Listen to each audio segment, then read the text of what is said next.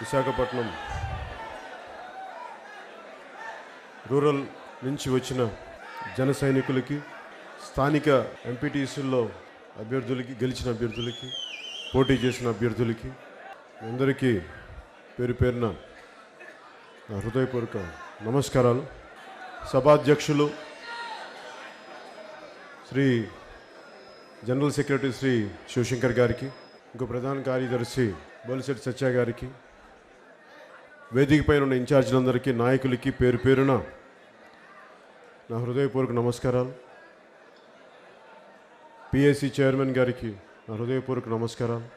గత కొన్ని రోజులుగా పార్టీ కార్యక్రమాల చైర్మన్గా ఉన్న, సజావుగా ముందుకు తీసుకెళ్ళి మీటింగ్స్కి అందరినీ ఇబ్బంది లేకుండా ఒక మీటింగ్ జరిపే పరిస్థితిని తీసుకొచ్చిన కేకే గారికి మనస్ఫూర్తిగా నా హృదయపూర్వక నమస్కారం. కేకే గారికి సహకరించిన జన శ్రేణులకి, జన సైనికులకి, మా ఆడపడుచులకి, మా వీర మహిళలకి, ప్రతి ఒక్కరికి పేరు పేరున ధన్యవాదాలు తెలుపుకుంటా ఉన్నాను. నీలో సాహసం ఉంటే దేశం అంధకారంలో ఉంటుందా? మనం సమస్యలకి భయపడిపోతే ఈ రోజున అందరూ ఒక్కొక్క నాయకుల దగ్గర నుంచి వింటా ఉంటే కొట్టేస్తాం, పాతేస్తాం అని చెప్పి వైసీపీ నాయకులు ప్రతి ఒక్కరిని బెదిరిస్తూ ఉంటే, మరి బ్రిటిష్ వాళ్ళు ఏం చేసింటారో మీరు ఊహించుకోగలరా? జలియన్ వాలాబాగ్లో రాత్రికి రాత్రి అంతమందిని కాల్చేస్తే మరి భయపడిపోయి ఎవరు లోపలికి వెళ్ళిపోలేదే? బ్రిటిష్ వాళ్ళని తన్ని తగలేశారు కదా దేశంలో నుంచి. అంటే వాళ్ళని ఎదుర్కొన్న జాతి మంది.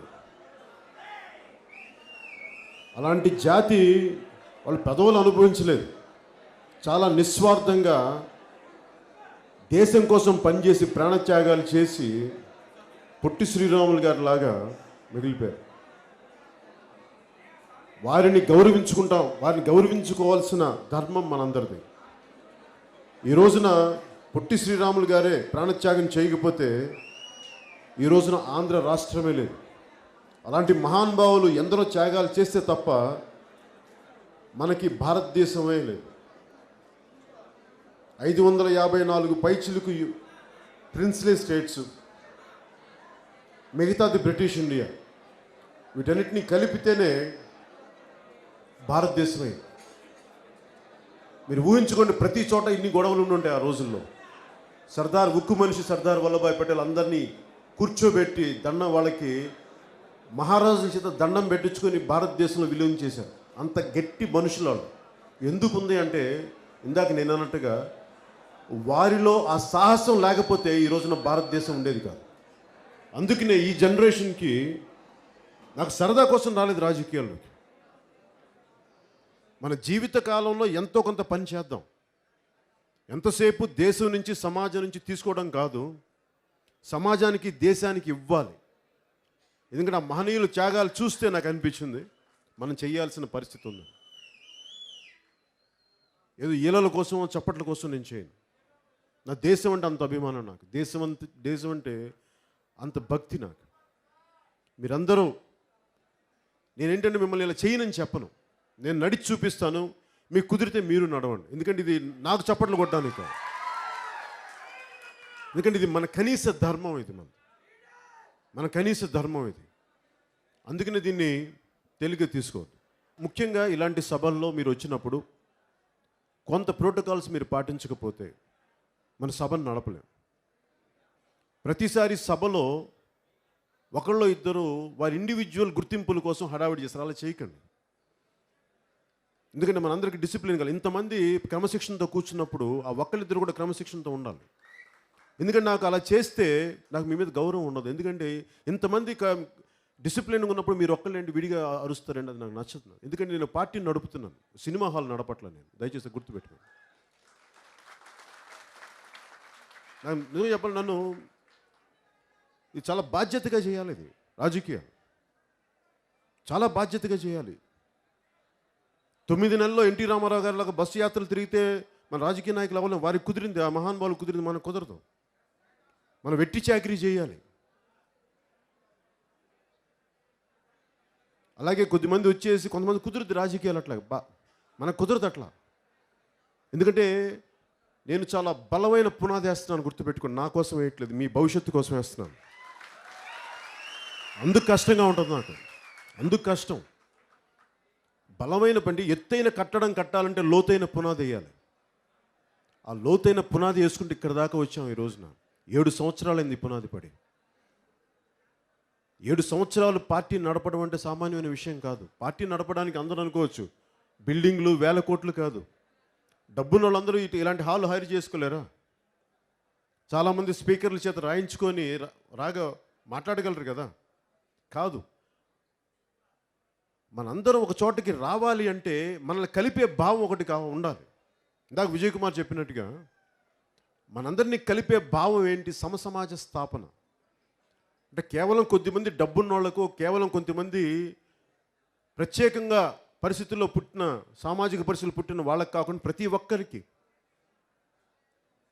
మా జీవితాలు దెబ్బతింటున్నాయని చెప్పి మన గిరిజనులు బాధలు పడుతూ ఉంటే, వాళ్ళు ఎదురు తిరిగితే వాళ్ళకి మిమ్మల్ని పాతేస్తాం, మిమ్మల్ని చంపేస్తామంటే వాళ్ళకి అండగా నిలబడాలి. మరి వాళ్ళు కూడా బయటికి రావాలి. వాళ్ళందరి కోసం వచ్చాం మనం. అందుకని పార్టీని నడపడం చాలా కష్టసాధ్యమైన విషయం. ఎందుకంటే నేను వచ్చినప్పుడు అందరూ నిన్న సభలో కూడా చెప్పాను, మనకున్న ఒక ఎమ్మెల్యేని వైసీపీకి 152 ఎమ్మెల్యేగా అయిపోయినప్పుడు, మరి అలాంటి పార్టీని ఒక బలమైన హోమ్ మినిస్టర్ గారు అమిత్ షా గారు నాకు ఎందుకు అపాయింట్మెంట్ ఇవ్వాలి? మీరు ఆలోచించండి. మీ బలం కదా, మీ బలం చూసే నాకు గౌరవిస్తారు. ఎందుకంటే వాళ్ళకి క్షేత్రస్థాయిలో పోరాటం వచ్చిన వాళ్ళకి మన బలం అర్థమవుతుంది. ఎందుకంటే రేపు పొద్దున బలమైన ప్రభుత్వాన్ని స్థాపించాలంటే మనం చాలా క్రమశిక్షణతో ఉండాలి. ఒక బలమైన ఒక ఆదేశాన్ని ఇస్తే దాన్ని తూచా తప్పకుండా పాటించే మనస్తత్వం మనకు ఉండాలి. అంతేగాని తారాజువ్వలాగా ఒకసారి కోపం వచ్చి పైకి లేచిపోయి మళ్ళీ పడిపోవటాలు అలా కుదరదు. నేను మొన్న కూడా చెప్పాను అనంతపురం మీటింగ్లో కూడా, మీరు కోపాన్ని దాచుకోండి. మీరు ఇందాక మన విజయ్ కుమార్ చెప్పినట్టుగా బచ్చాలాటలాగా గీత మధ్యలో ఆడాలి ఆట. చిన్నప్పుడు నేను చీరాలను ఒంగోలు బచ్చాలాట ఆడేవాడిని, అందుకని నాకు తెలిసేది. కానీ రాజకీయం గీతల మధ్యలోనే చేయాలి. పోరాటం ఎదుటివాడి ప్రవర్తనను బట్టి మనం యుద్ధం చేద్దాం. అప్పుడు గీతలు చెప్పను మీకు నేను. వారి పిచ్చి పిచ్చి వాగుళ్ళు వాగితే ఆ వాగుళ్ళకి ఎలా సమాధానం చెప్పాలి అప్పుడు గీతలో అప్పుడు చెప్తాను. ఎంత గీతలో మాటలు అప్పుడు కూడా చెప్తాను. ఒకటే చెప్తాను, వైసీపీ వాళ్ళకి సమస్య ఏంటంటే వాళ్ళకి మాట్లాడటం తెలియదు. ఇలా కూర్చొని మనలాగా ఒక మంత్ర స్థాయిలో మాట్లాడటం తెలియదు. వాళ్ళకి తెలిసిందల్లా అరుపులు, కేకలు, బూతులు తప్ప. ఏదన్నా అంటే మనం సమస్యల గురించి లేవనెత్తితే అవి మానేసి నానా పాచి మాటలన్నీ మాట్లాడుతున్నారు, పాచి కంపు నోరుతోటి. వాళ్ళకి ఏం చెప్పాలంటే మీరు నెక్స్ట్ టైము ఎక్కువ మాట్లాడుతుంటే, ఎక్కువ పాచి మాటలు మాట్లాడుతుంటే ఒకటే చెప్పండి, మార్కెట్లో ఈ మధ్యన కొత్తగా డెట్టాల్ పేస్ట్ ఒకటి వచ్చింది. టూత్ బ్రష్ మీద వాళ్ళకి 250 grams డెట్టాల్ పేస్టును 1 లీటర్ బాటిల్ మన ఫినాయిల్ మౌత్ వాష్ 2 పంపించండి వాళ్ళకి. ఆ పాచినోళ్ళు కడుక్కోమని చెప్పండి. అలా ఒక మండలం రోజులు చేస్తే అప్పుడు వాళ్ళకి కొంచెం నోరు శుభ్రం పడతాయేమో చూద్దాం. కానీ ఇలాంటి పాచి నోట్లకి మనం భయపడాల్సిన అవసరం లేదు. ఎందుకంటే ఇందాక నేను చెప్పినట్టుగా మనలో సాహసం లేకపోతే రాజకీయాల్లో ఉండద్దు. దయచేసి ఈ రోజుని చెప్తున్నాను, మీలో ఎవరికైనా సరే ధైర్య సాహసాలు, త్యాగ గుణం లేకపోతే మటుకు, ఒత్తిడి తీసుకునే మనస్తత్వం లేకపోతే దయచేసి ఈ రోజున మీరు జనసేన సభలకు రాకండి. ప్రశాంతంగా ఇంట్లో కూర్చొని టీవీలు చూసుకోండి, నాకేం అభ్యంతరం లేదు. ధైర్యం ఉన్నవాడే రాజకీయాల్లో ఉండాలి. బాధ్యత తీసుకున్నవాడే రాజకీయాల్లో ఉండాలి. కలుపుకెళ్ళేవాడే రాజకీయాల్లో ఉండాలి. ఎందుకంటే ఇది నా ఇండివిజువల్ పోరాటం, మీ ఇండివిజువల్ పోరాటం కదా, మనందరికి కలిసిన పోరాటం, మన అస్తిత్వ పోరాటం. ఇది మన ఉనికి కోసం చేస్తున్నాం. నిన్న స్టీల్ ప్లాంట్ కోసం వచ్చానంటే నాకేం సరదా, మనది అనుకున్నాం కాబట్టి వచ్చాం. మనది అనుకున్నాం కాబట్టి వచ్చాం. ఉద్దానం మన సమస్య అనుకొని వచ్చాం. అక్కడెక్కడ ఉద్దానం లేదు, శ్రీకాకుళంలో అనుకోలే. మనది, మన సాటి మనుషులు, మన సాటి ప్రజలు, మన దేశం వాళ్ళు, మన తెలుగు వాళ్ళు, మన వాళ్ళు, మన సాటి మనిషి. అందుకు కదా, అది కదా మనం చూడాల్సింది. అందుకని రాజకీయాల్లో సరదాగా మీరు అందరూ నన్ను, చాలామంది ఇక్కడ ఉన్న యువత సినిమాల ద్వారా నన్ను వ్యక్తిగతంగా ఇష్టపడవచ్చు. కానీ నేను ఏం చేస్తున్నానంటే 7 సంవత్సరాలు కానీ ఎప్పుడు కూడా మీరు చూడండి, నేను ఫ్యాన్ క్లబ్లు ఎప్పుడు పెట్టలా, సినిమాల గురించి ఎప్పుడు మాట్లాడాల. ఎందుకు మాట్లాడనంటే మీకు నచ్చితే చూస్తాను, నచ్చకపోతే వదిలేస్తాను, అంతే సినిమా. కానీ రాజకీయం నేను ఎప్పుడు ఫ్యాన్ క్లబ్లు ఎందుకు పెట్టలేదంటే నా మీద ఉన్న ఇష్టాన్ని అది దేశం మీద ఇష్టంగా మార్చడానికి నేను ఎప్పుడు ఫ్యాన్ క్లబ్స్ పెట్టలా. ఎందుకంటే నాకు చప్పట్లు కొడితే నాకేమొస్తుంది, కానీ మీరు దేశం కోసం నిలబడితే ఉద్దానం సమస్య ఉంటుందా? ఈ రోజున లాటరైట్ సమస్య ఉంటుందా? మీలో నిజంగా నిలబడితే ఉక్కు కర్మాగారాన్ని ఎవరైనా తీసుకెళ్ళడానికి ధైర్యం చేస్తారా? ఎప్పుడు బయటవాడు వచ్చి దాడి చెయ్యాలి అంటే లోపలోడే గేటు తీయాలి.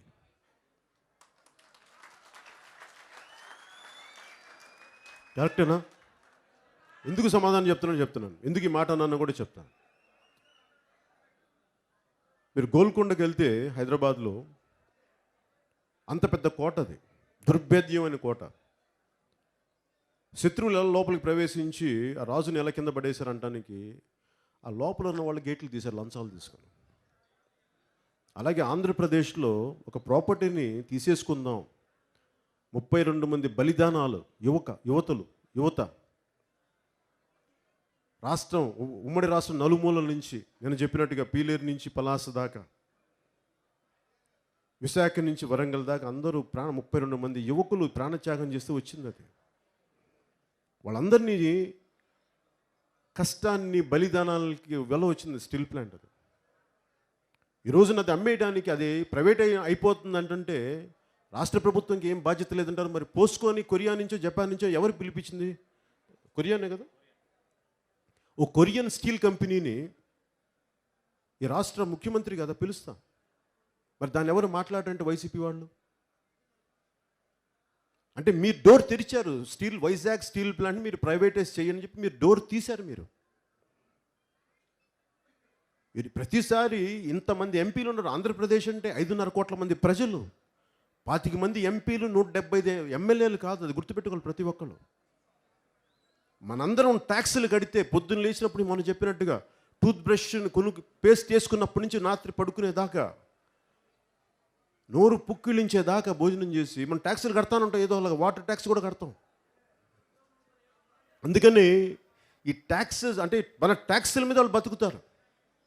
మన ట్యాక్సుల మీద బతికి మన జీవితాన్ని నలిపేస్తుంటే మనం ఎందుకు కామ్గా ఉండాలి? మన హక్కు ఇది. నేను చాలాసార్లు చెప్తా ఉంటాను చాలామంది పెద్దలకు కూడా, అలా కాదు సార్, మా సమస్య చూడండి సార్, ఇది మన హక్కు. అది ప్రజాస్వామ్యం మనకి ఇచ్చిన బలం. అది అంబేద్కర్ గారికి దండలేసి పాలాభిషేకాలు చేస్తే సరిపోదు. ఆయన ఆశయాల్ని ఎవ్వరూ నిర్వీర్యం చేయకుండా చూడటం మన ప్రధాన కర్తవ్యం. అది నిజమైన పాలాభిషేకం. అది నిజమైన పాలాభిషేకం. అలా చూడాలి మనం.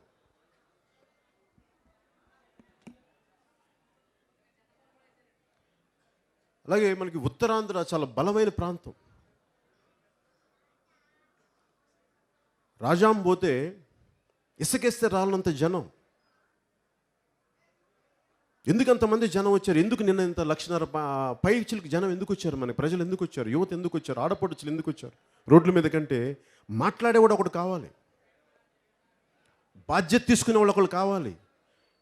మనం 2019లో మన వెంట ఎందుకు నిలబడలేదు ఎక్కువ శాతం ప్రజలంటే వాళ్ళ భయాలు వాళ్ళకు ఉంటాయి. నా కష్టాలు నాకు ఎలా ఉంటాయో నా స్థాయిలో, ఒక వీధిలో ఒక జనసేన గొంతెత్తాలి, గళమెత్తాలంటే ఆ వ్యక్తి కూడా నాలాంటి కష్టాలే ఉంటాయి. కాకపోతే అక్కడ నేను కోట్ల మంది ఎదుర్కోవాలి, వాడేమో 100 మంది ఎదుర్కోవాలి. మరి వాళ్ళ భయాలు వాళ్ళకు ఉంటాయి కదా. అందుకే నేను అర్థం చేసుకోగలను. అందుకే నేను సరదాగానో లేదా తెలివి తక్కువగా చెప్పలేదు. 25 సంవత్సరాలు సుదీర్ఘ ప్రయాణం అని ఎందుకన్నానంటే నాకు తెలుసు ఒక పార్టీ నిర్మాణాన్ని చాలా కింద నుంచి పట్టుకెళ్ళాలి. దీంట్లో కులాల ఇష్యూస్ ఉంటాయి, కులాల సమస్యలు ఉంటాయి, జిల్లాకి మధ్య ఉండే ప్రాంతీయ సమస్యలు ఉంటాయి. వీటన్నిటిని ఆలోచిస్తూ సమన్వయం చేసుకుంటూ ప్రజాస్వామ్య బద్ధంగా గీతల మధ్యలో తాను నొప్పక ఇతరులు నొప్పింపక ముందుకు తీసుకెళ్ళాలి. అది కష్టమైన పని. నేను నిన్న మాట్లాడేసి ఉండొచ్చు కదా, వాళ్ళు తప్పు వీళ్ళు తప్పు అని ఎందుకు మాట్లాడలేదు? మన అందరం కలిసి వెళ్దాం. అందుకనే వైసీపీకి బాధ్యత తీసుకోమన్నా. 152 మంది ఎమ్మెల్యేలు మీరు తీసుకొని ఏంటి మీరు కూర్చొని మీరేం పని చేయకుండా ఉండడానికి కాదు కదా, ప్రజల కోసం పని చేయడానికి కాదా? అన్ని ఆస్తులు తాకట్టు పెట్టేసి సర్క్యూట్ ఆఫీస్ మనకి ఈ సర్క్యూట్ బిల్డింగ్ తీసుకెళ్ళి మీరు దాన్ని తాకట్టు పెట్టారు, అమ్మేశారు. ఇలా ప్రతి బిల్డింగ్ తాకట్టు పెట్టి కూర్చొని అమ్మేసుకోవడానికి మిమ్మల్ని ఎన్నుకుంది. అలాగే అభివృద్ధి ఉండాలి. అలాగే ఈ సామాజిక ప్రయోజనం చేసే పథకాలు కూడా ఉండాలి. అంటే సంక్షేమ పథకాలు, సంక్షేమం అభివృద్ధి పక్క పక్కనే ఉండాలి. సంక్షేమం మట్టుకు చేస్తాం, అభివృద్ధిని పక్కన పెడతాం అంటే అది బ్యాడ్ గవర్నెన్స్ కదా. వైసీపీ వాళ్ళు ఏమనుకుంటున్నారు? ఒక రోడ్లు వేయకుండా, ఊహించుకోండి మీరు, ఇది ఒక రోడ్లు సరిగ్గా రోడ్లు లేని ఊరు, గుంతలతో నిండిపోయిన ఒక రోడ్లతో ఉన్న ఒక ఊరు, కర్మాగారాలు కార్యాలయాలు లేని ఒక ఊరు, ఉద్యోగాలు లేని పట్టణాల్లో, వ్యవసాయం సరిగ్గా లేని ఊళ్ళల్లో అన్నిట్లో ఇలాంటి ప్రాంతంలో ఇవేమీ అభివృద్ధి చేయకుండా మీ చేతికి నవరత్నాలు ఉంగరం తొడిగిస్తాను, మీ కష్టాలు తీరిపోతాయి, మీ డబ్బులు వచ్చేస్తాయి అంటే మన ఆకలి తీరుద్దా? నవరత్నాలని ఒక ఉంగరం ఇచ్చి, అది కూడా ఏంటి అందరికి కాదు, 100 మంది ప్రజలు ఉంటే వాళ్ళలో ఒక 25 మందికి 24 మందికి ఇస్తారు. అది ఇచ్చేసి మేము అభివృద్ధి అనుకుంటే మిగతా 75 మంది ఏం చేయాలి? కూర్చొని ఉండాలా? ఏ స్థాయికి వైసీపీ ప్రభుత్వం తప్పుల మీద తప్పులు చేసుకుంటూ వెళ్తుందంటే, గవర్నమెంట్ ఎయిడెడ్ కాలేజ్ మనేదో వైజాగ్లోనే నేను ట్వీట్ కూడా చేశాను. ఒక 12 ఏళ్ళ 11 ఏళ్ళ పిల్లోడు 10 11 ఏళ్ళు ఉంటాయి అబ్బాయికి.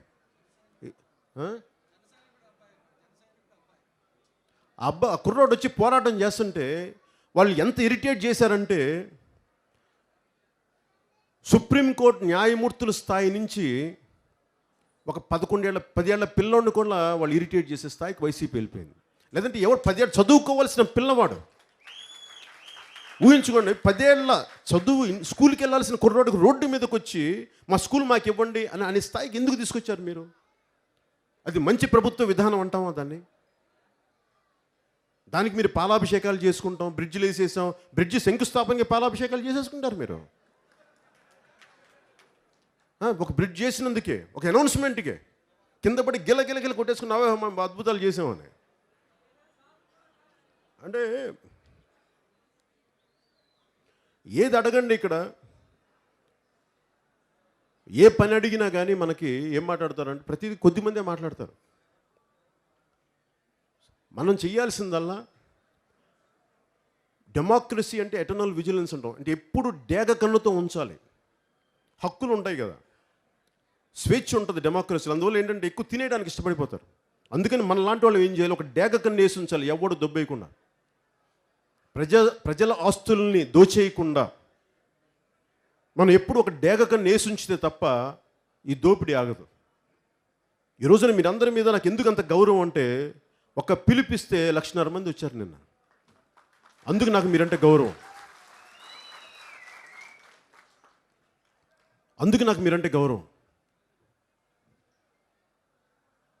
నాకు ఉన్నదల్లా ఈ రాష్ట్ర శ్రేయస్సు, అభివృద్ధి మనకి చాలా ముఖ్యం.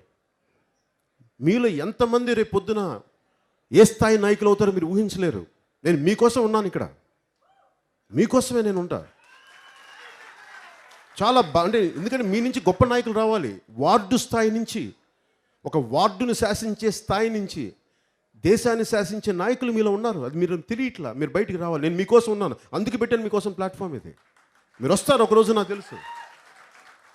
స్వామి వివేకానంద చెప్పింది, నాకు 100 మంది యువకులను ఇవ్వండి, నేను ఈ దశాదిశాన్ని మార్చేస్తానని. ఊహించుకోండి, ఒక 100 మంది అవసరం లేదు, వార్డుకి ఒకడుంటే చాలు. వార్డుకి ఒక్కళ్ళు చాలు. ఒక్క బలమైన జైన సైనికుడు ఉంటే వార్డు మారిపోతాయి. ఒక బలమైన నాయకుడు, ఒక చిన్న ఈ కార్పొరేటర్ స్థాయి ఏరియాలో ఉండి జరిగి దానికి ఉంటే అక్కడ అది మారిపోద్ది. ఒక బలమైన నాయకుడు నియోజకవర్గానికి ఉంటే నియోజకవర్గం తీరుతెన్నులు మారిపోతాయి.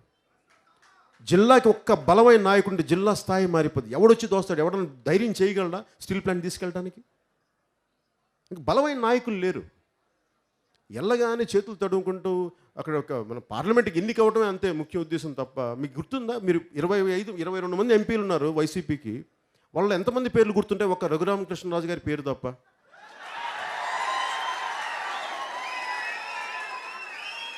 మిగతా వాళ్ళ పేర్లు మనకు గుర్తుండవు. ఎందుకంటే వాళ్ళందరూ తెరలు కనుక మాట్లాడతారు. ఆ పదాలు వద్దాబా, మళ్ళీ లేదు మాట్లాడతారు.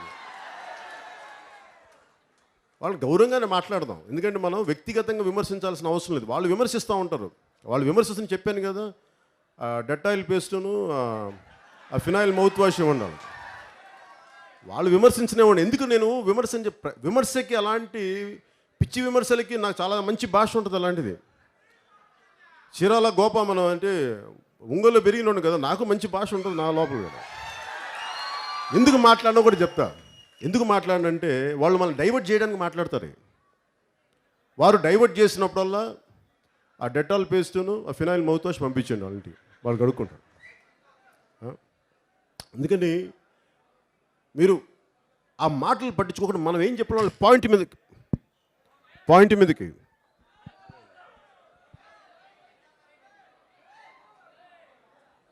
ఓకేనా?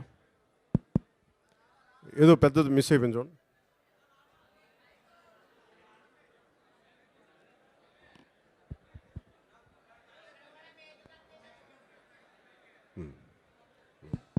ఓకేనా? Okay, thank you.